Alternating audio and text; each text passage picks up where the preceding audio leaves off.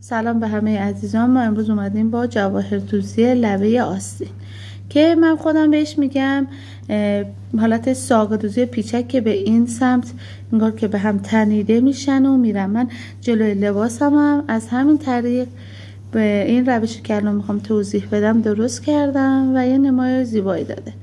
اول از این که از ما لبه آستینمون استفاده میکنیم، سوزن رو رد میکنیم از جایی که میخوام شروع کنیم و یه بس میزنیم چون میخوام محکم بشه که یه دفعه پاره نشه نخمون. و 5 یا 6 تا بستگی داره. اگه میخواید مثلا بزرگتر حاشیه‌تون بلندتر باشه 6 تا، اگه که میخواید کمتر باشه 5 تا.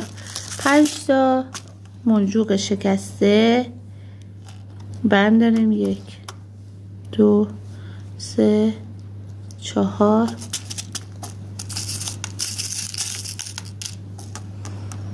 5 تا برمیداریم.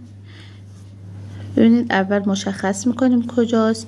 اندازه سوزنمون رو که میخوام رد کنیم یه دونه عقب‌تر رد میکنیم و از وسط منجوقامون بیرون میاریم به این شکل بشه. دوباره همین روش رو تکرار میکنیم. 1 2 3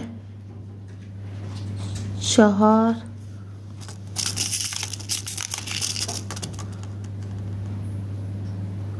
5 6. دوباره با دستمون فیکسش میکنیم به این صورت. ببینیم کجاه.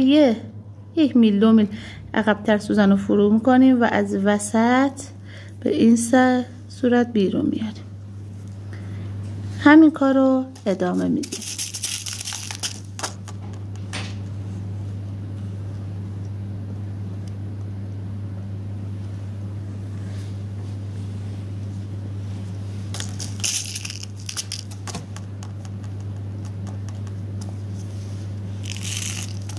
دوباره جاشو مشخص میکنیم، با دست هلش میدیم، جاشو مشخص میکنیم. 1 2 میل اونورتر سوزنمون رو فرو میکنیم، از وسطش دوباره به این سبک درش بیاریم. انقدر این کار رو ادامه میدیم تا این پر بشه و به این صورت در بیاد. تا آموزش بعدی، خدا نگهدار.